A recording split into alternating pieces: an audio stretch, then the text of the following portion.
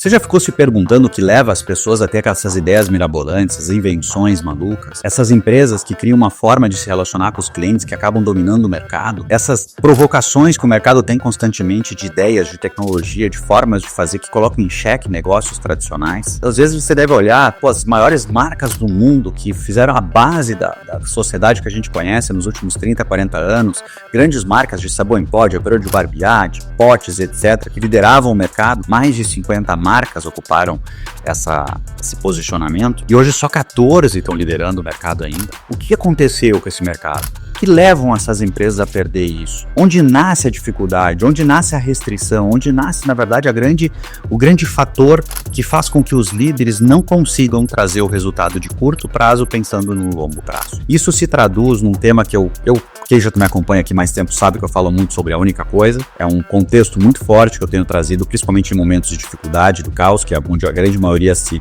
distrai muito mais do que deveria. E isso tem a ver com negócios de performance, que é o método todo que eu fiz um estudo muito grande na Ásia, inclusive, com vários pensadores. E esse material é um material vasto, onde a gente trabalha vários pilares.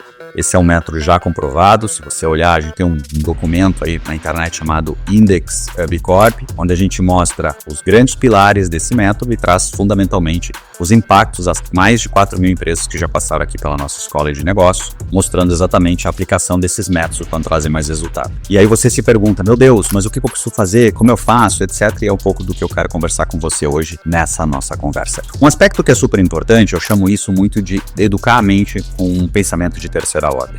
Uma grande parcela da sociedade, ela se organiza muito em repetir o que tem funcionado. Então é muito fácil você ver um competidor fazendo um movimento, você vai lá, executa o mesmo movimento. Provavelmente você vai ter até um resultado bom nisso, mas você nunca vai estar protagonizando e você provavelmente uma hora vai acabar errando e como você não cria nada de novo, você não vai durar. E isso vai acontecer não quando o teu competidor tiver ideias melhores que a tua, mas sim quando surgir um novo, porque é assim que a gente se distrai, porque a gente não pensa no que vai acontecer. Quando o Airbnb foi criado, o que todo mundo pensava era, nossa, olha só, os hotéis vão ter um grande impacto agora.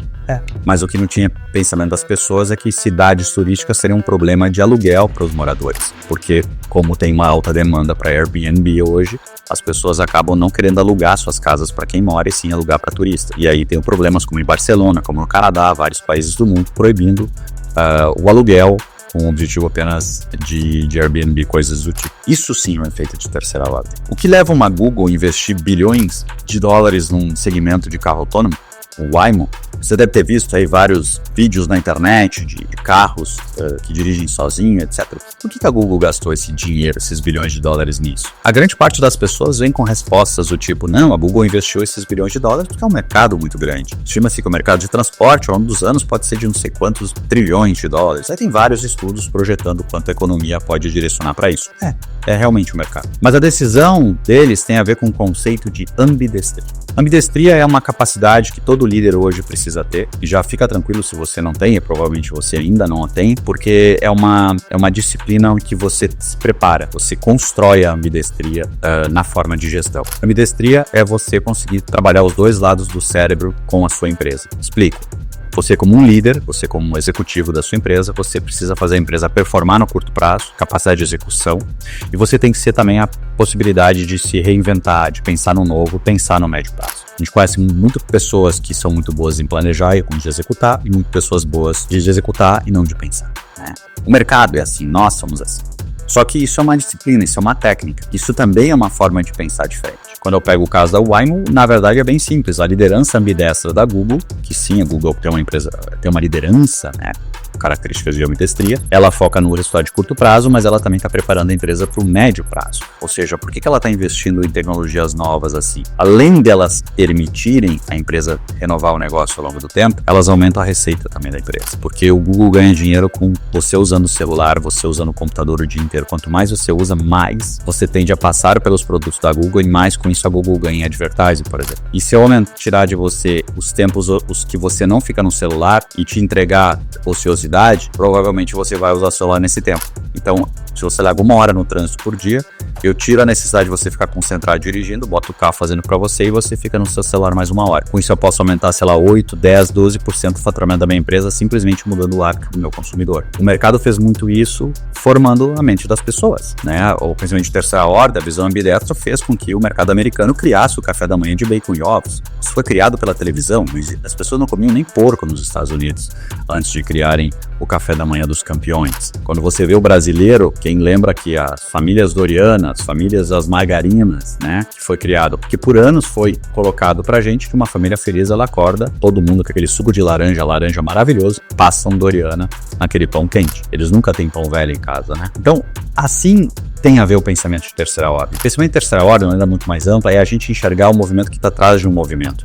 É a gente antever comportamentos, a gente se provocar o que está levando aquele meu competidor a fazer esse movimento. Porque provavelmente tem movimentos de terceira ordem nessa questão. E aí vem uma grande provocação que eu te faço, o quanto tu tem treinado isso. Eu acabei de te dar o exemplo do Waymo. Eu te faço uma pergunta agora. O que levou a Amazon a gastar comprando uma empresa de robô que limpa a casa, chamada iRobot, líder mundial de venda de robôs? Mas pensa comigo, 1,8 bilhões de dólares, ou mais conhecido como mais de 10 bilhões de dólares, por uma empresa que faz um robô que limpa a casa? Será que com 10 bilhões eu não consigo criar uma empresa que faz robôs? Fábricas? Consigo. Melhor até do que aquele, provavelmente. Será que eu comprei a marca? Pô, a marca Amazon vale muito mais que a marca iRobot. Será que é porque a receita é recorrente dessa empresa? Que receita é recorrente? Esses caras não vendem cartucho de impressora, eles não vendem cápsula de café, eles não têm recorrência, praticamente, né? Vai ser manutenção, uma peça. Então você começa a olhar assim, ué, por que eles compraram? Para pegar os dados. Porque você, quando usa o robô, você instala um aplicativo no seu celular que permite que eles coletem a planta da tua casa, porque ele desenha a planta limpando a tua casa, ele sabe as áreas que tu mais suja, as áreas que tu mais limpa, ele sabe a periodicidade de sujeira versus limpeza que você tem,